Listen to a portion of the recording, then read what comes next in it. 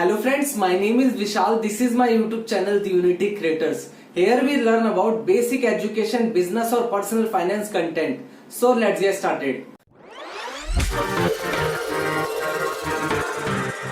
तो आज हम इस वीडियो में बात करेंगे कि पावर ऑफ अटर्नी क्या होता है अगर आपका डीमैट अकाउंट किसी भी ब्रोकर के साथ है, चाहे वो डिस्काउंट ब्रोकर हो या आपके ट्रेडिशनल ब्रोकर के साथ अगर आपका डीमैट अकाउंट है।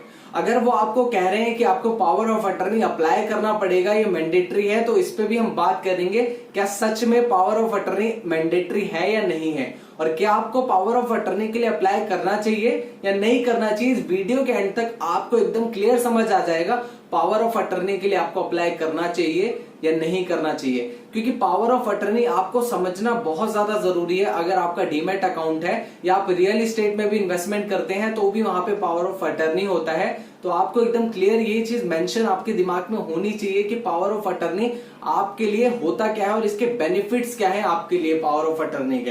तो ये चीज हम इस वीडियो के अंदर पूरे क्लियर और डिटेल में समझेंगे। देखिए वीडियो थोड़ा लेंदी भी हो सकता है, उसका रीजन क्या है। पावर ऑफ अटर्नी के बारे में हमने बहुत ज्यादा डिटेल में बात करी है और कुछ ऐसे इंपॉर्टेंट पॉइंट्स लिए हैं जो आपको पता होना बहुत ज्यादा जरूरी है अगर आपका डीमैट अकाउंट है तो इसी वजह से वीडियो थोड़ा लंबा होगा, तो आप थोड़ा सा डेडिकेटेड रहिएगा, ये वीडियो को एंड तक देखिएगा और समझने की कोशिश करिएगा कि पावर ऑफ अटर्नी होता क्या है। So let's get started.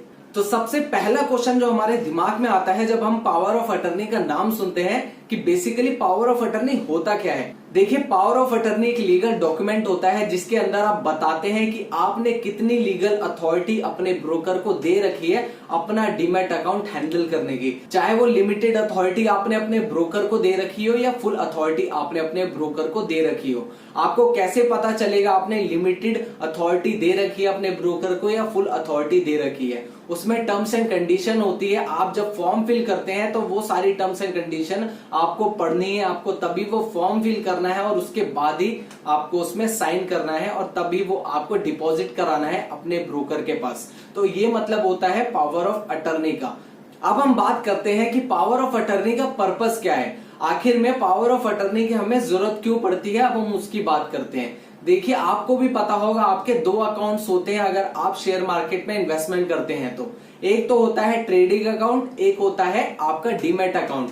देखिए, ट्रेडिंग अकाउंट की हेल्प से आप शेयर्स को मार्केट से बाय कर सकते हैं, लेकिन आपको भी पता है 2 दिन के अंदर वो आपके डीमैट अकाउंट में आ जाते हैं। तो डीमैट अकाउंट में जब कोई भी शेयर आपके आ जाते हैं तो आपको उसको सेल करने के लिए आपको पावर ऑफ अटर्नी अपने ब्रोकर को देनी पड़ती है या डिलीवरी इंस्ट्रक्शन स्लिप आपको भरनी पड़ती है, तभी आप वो शेयर्स को मार्केट के अंदर सेल कर सकते हैं, नहीं तो आप उसको मार्केट के अंदर सेल नहीं कर सकते हैं। लेकिन अभी क्या है, ईडीएस फैसिलिटी आ चुकी है, इलेक्ट्रॉनिक डीएस फैसिलिटी आ चुकी है, उसके हेल्प से भी ये बहुत ज्यादा इजी हो चुका है। उसकी बात भी हम इस वीडियो के आगे करेंगे। और जब आप अपने ब्रोकर को पावर ऑफ अटर्नी दे देते हैं और जब आप सेल ऑर्डर प्लेस करते हैं तो उसके बाद वो क्या करता है, आपके डीमैट अकाउंट से आपके शेयर्स को विड्रॉ करता है और वो मार्केट के अंदर उसको सेल करता है। इसी के वजह से आपके ब्रोकर के पास पावर ऑफ अटर्नी होना चाहिए। इसी वजह से आपका ब्रोकर आपको बोलता है कि आपको हमें पावर ऑफ अटर्नी देनी पड़ेगी अगर आपको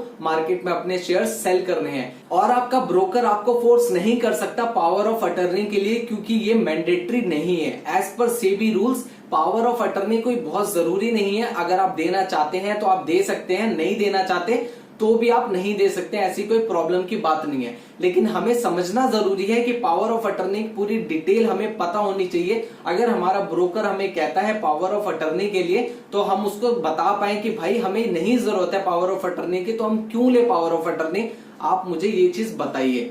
अब हम बात करते हैं कितने टाइप्स की पावर ऑफ अटर्नी होती है। देखिए, 2 टाइप्स की पावर ऑफ अटर्नी होती है। एक तो होती है लिमिटेड और स्पेसिफिक पावर ऑफ अटर्नी और दूसरी होती है journal power of attorney. Specific और लिमिटेड पावर ऑफ अटर्नी में आप एक लिमिटेड अथॉरिटी देते हैं अपने ब्रोकर को आपका डीमैट अकाउंट हैंडल करने की।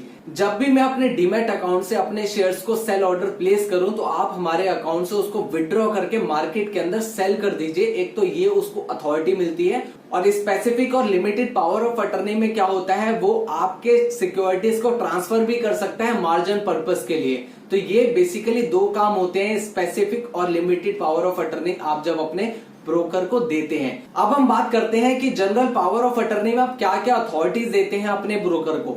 देखिए, जनरल पावर ऑफ अटर्नी में आप फुल अथॉरिटी दे देते हैं अपने ब्रोकर को।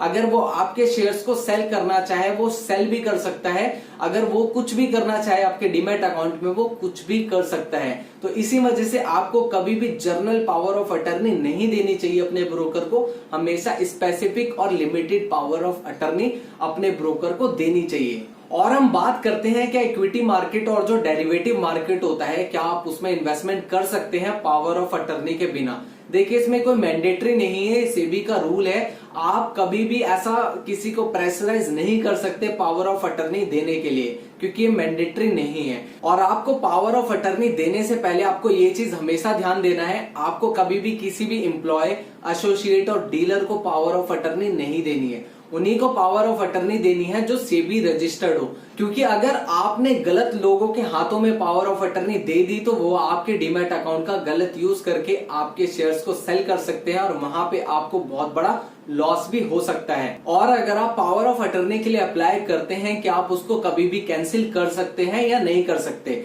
देखिए, ये उस डॉक्यूमेंट पे क्लियरली मेंशन रहता है, आपको वहां पे क्लियरली उस पे टिक करना है जहां पे ये लिखा हो कि हम कभी भी फ्यूचर में इसको कैंसिल कर सकते हैं। ऐसा ना लिखा हो कि पावर ऑफ अटर्नी एक बार देने के बाद वो कैंसिल ना हो। तो आप कभी भी अपनी पावर ऑफ अटर्नी कैंसिल कर सकते हैं, उसके लिए आपको एक नोटिस देना है अपने ब्रोकर को, वो आपके पावर ऑफ अटर्नी कैंसिल करवा देगा। और अगर आप पावर ऑफ अटर्नी के लिए अप्लाई करते हैं, क्या उसके आपको कोई एडिशनल चार्जेस पे करने पड़ेंगे या नहीं पे करने पड़ेंगे। देखिए, ये आपके डीमैट अकाउंट के साथ ही होता है, इसी वजह से आपको कोई भी एडिशनल चार्ज नहीं पे करना। और क्या पावर ऑफ अटर्नी ऑनलाइन आप अप्लाई कर सकते हैं या नहीं कर सकते। देखिए, अगर आधार इंटीग्रेटेड ई साइन प्रोसेस उस ब्रोकर के पास है तो आप डेफिनेटली अप्लाई कर सकते हैं। अगर इस प्रोसेस से आपका पावर ऑफ अटर्नी अप्लाई नहीं करता तो आप इसको ऑफलाइन भी कर सकते हैं। अब हम बात करते हैं कि पावर ऑफ अटर्नी का क्या आपका ब्रोकर मिसयूज कर सकता है या नहीं कर सकता।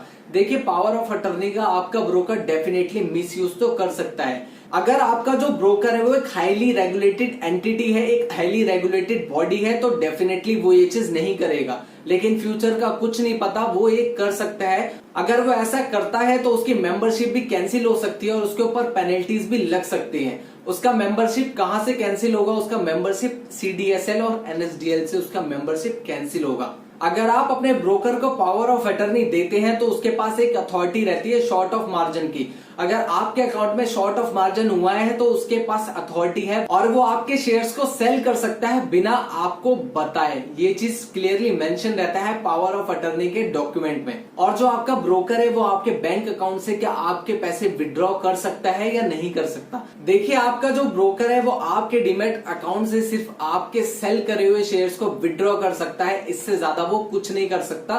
तो आपको इसकी टेंशन लेने की जरूरत बिल्कुल नहीं है। और क्या आप फ्यूचर एंड ऑप्शंस में ट्रेड कर सकते हैं अगर आपने पावर ऑफ अटर्नी नहीं दिया तो। देखिए, आप डेफिनेटली फ्यूचर एंड ऑप्शंस में ट्रेड कर सकते हैं, क्योंकि रीजन उसके पीछे ये है आपके शेयर्स आपके डीमैट अकाउंट में आते ही नहीं है, तो आपको पावर ऑफ अटर्नी देने की जरूरत ही नहीं है। तो आपको ये चीज क्लियर पता होनी चाहिए। अब हम बात करते हैं, आप जब पावर ऑफ अटर्नी देते हैं तो आपको क्या क्या चीजें ध्यान में रखनी चाहिए। देखिए, जब आप पावर ऑफ अटर्नी देते हैं तो आपको स्पेसिफिक और लिमिटेड पावर ऑफ अटर्नी ही देनी है।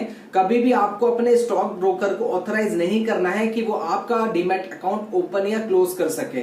आपको क्लियरली बताना है कि वहां पे आपका जो पावर ऑफ अटर्नी का पीरियड है वो आप कभी भी कैंसिल कर सकते हैं। और आपको कभी भी अपने ब्रोकर को ऑथराइज नहीं करना कि वो ऑफ मार्केट ट्रांजैक्शन कर सके या आपके कोई भी शेयर्स को वो सेल कर सके मार्केट में आपको बिना बताए। और आपको अपने पावर ऑफ अटर्नी के डॉक्यूमेंट में देखना है कि आपका जो रिवोकेशन का क्लॉज है वो उसमें अवेलेबल है कि नहीं। इसका मतलब क्या है, आप उसको कभी भी कैंसिल कर सकते हैं या नहीं कैंसिल कर सकते अपने पावर ऑफ अटर्नी के डॉक्यूमेंट को। ये चीज आपको पता होनी चाहिए। और आपको अपने ब्रोकर से कहना है, अगर आपने पावर ऑफ अटर्नी के लिए अप्लाई कर दिया है, कि आप हर महीने, हर मंथ या हर वीक आप अपने ब्रोकर को बोले कि आपको वो आपके कॉन्ट्रैक्ट नोट्स भेजे, अकाउंट स्टेटमेंट भेजे, डीमैट ट्रांजैक्शन स्टेटमेंट भेजे आपके एड्रेस पे या आपके मेल पे। तो इन सारी चीजों का ध्यान रखना आपको बहुत ज्यादा जरूरी है। अब हम बात करते हैं, अगर आपका डीमैट अकाउंट में 2 होल्डर्स हैं तो आपको कैसे उसके लिए पावर ऑफ अटर्नी के लिए अप्लाई करना है। देखिए, आपके डीमैट अकाउंट में अगर 2 होल्डर्स हैं तो आपके 2 पावर ऑफ अटर्नी होंगे। अगर आपका एक होल्डर मर जाता है, एक डीमैट अकाउंट में जो एक होल्डर है उनकी डेथ हो जाती है, तो पावर ऑफ अटर्नी कैंसिल हो जाएगा, तो आपको फिर से पावर ऑफ अटर्नी के लिए अप्लाई करना पड़ेगा। और क्या पावर ऑफ अटर्नी को अकाउंट होल्डर कभी भी कैंसिल कर सकता है? जी हाँ, कभी भी पावर ऑफ अटर्नी को अकाउंट होल्डर कैंसिल कर सकता है, ये चीज आपको भी पता होनी चाहिए। तो फाइनली अब हम बात करते हैं DIS और EDIS की। देखिए, DIS की फुल फॉर्म होती है डिलीवरी इंस्ट्रक्शन स्लिप। जब पावर ऑफ अटर्नी के लिए कोई अप्लाई नहीं करता तो उसको DIS पहले भरना पड़ता था, लेकिन अब वो काम EDIS से हो जाता है। EDIS का मतलब क्या होता है? Electronic delivery instruction slip. DIS जब वो भरता था तो उसमें उसको सारी डिटेल देनी पड़ती थी, उसको कौन सा शेयर बेचना है और कब बेचना है, ये सारी चीजें उसको ब्रोकर को बतानी होती थी। लेकिन अगर वो ये काम नहीं करना चाहता तो उसको अपने ब्रोकर को पावर ऑफ अटर्नी देनी पड़ती थी। लेकिन अब क्या होता है, अब EDIS फैसिलिटी है, इसमें क्या होता है, आप एक टी पिन जनरेट करते हैं। टी पिन क्या होता है? Telephone personal identification number. ये कहां से जनरेट होता है? ये CDSL के थ्रू जनरेट होता है। ये एक तरीके से पासवर्ड होता है। जब भी आप अपने शेयर्स को सेल करते हैं मार्केट में तो आपको ये डालना रहता है। अगर आपने पावर ऑफ अटर्नी के लिए अप्लाई नहीं करा, अगर आपने अप्लाई ऑलरेडी कर दिया है तो ये चीज आपको नहीं डालनी पड़ेगी, लेकिन अगर आपने अप्लाई नहीं करा है तो आपको टी पिन डालना पड़ेगा और वहां पे CDSL को बताना पड़ेगा कि आप मार्केट में ये शेयर्स को सेल करना चाहते हैं। लेकिन अगर आप इसके ऊपर डिटेल वीडियो चाहते हैं DIS और EDIS के ऊपर और कैसे इससे बहुत ज्यादा लोगों को फायदा हो रहा है और पावर ऑफ अटर्नी की देने की जरूरत नहीं पड़ रही है, तो आपको मैंने सारे पॉइंट्स एकदम क्लियर समझा दिए कि पावर ऑफ अटर्नी आपके लिए हेल्पफुल है या नहीं है। बाकी आपका डिसीजन है, आपको पावर ऑफ अटर्नी लेना चाहिए या नहीं लेना चाहिए। इसमें मैं अगर अपना डिसीजन बताऊं कि मैं पावर ऑफ अटर्नी नहीं देना चाहता किसी को, मैं क्यों अपनी पावर किसी और को दूंगा। अगर मेरा काम EDIS फैसिलिटी से हो जा रहा है तो मैं क्यों पावर ऑफ अटर्नी अपने ब्रोकर को दूंगा, ये चीज आप खुद सोचिए। लेकिन अगर आप देना चाहते हैं तो आप डेफिनेटली दे सकते हैं। एक चीज मैं आपको और बता देता हूं, जो डिस्काउंट ब्रोकर्स होते हैं उसमें कुछ लिमिटेशंस भी है। अगर आप पावर ऑफ अटर्नी नहीं देते अपने ब्रोकर को, आप आफ्टर मार्केट ऑर्डर प्लेस नहीं कर सकते अपने डीमैट अकाउंट में। मैं पर्सनली यूज करता हूं अपस्टॉक्स। वहां मैंने अपस्टॉक के कस्टमर सर्विस प्रोवाइडर से बात करी, उन्होंने बताया अगर आपको 75 लाख से प्लस की होल्डिंग सेल करनी है मार्केट में तो आपको पावर ऑफ अटर्नी की जरूरत पड़ेगी। अगर आपको आफ्टर मार्केट ऑर्डर प्लेस करना है तो आपको पावर ऑफ अटर्नी हमें देना पड़ेगा, तभी आप आफ्टर मार्केट ऑर्डर प्लेस कर सकते हैं, नहीं तो नहीं कर सकते हैं। तो डेफिनेटली अब तक आपको अगर सारी चीजें समझ आई तो वीडियो को लाइक तो बनता है। देखिए, जब तक आप लाइक नहीं करेंगे तो हमें मोटिवेशन नहीं मिलेगा ऐसे एजुकेशनल कंटेंट बनाने का। तो आप डेफिनेटली लाइक तो एक कर ही सकते हैं हमारे लिए, हमारे एफर्ट्स के लिए। और आप हमारे चैनल को सब्सक्राइब भी कर सकते हैं, क्योंकि हमारे चैनल के ऊपर ऐसी रेगुलर अपडेटेड और एजुकेटेड वीडियोस मिलती रहती हैं। और बेल आइकन भी प्रेस कर लेना कि आपसे कोई भी वीडियोस मिस ना हो। और वीडियो को शेयर जरूर करें अगर आपको वीडियो अच्छा लगा हो। तो तब तक सीखते रहिए, सिखाते रहिए, आगे बढ़ते रहिए, क्योंकि जब तक सीखेगा इंडिया तब तक जीतेगा India. So thank you so much for watching. जय हिंद, वंदे मातरम, भारत माता की जय।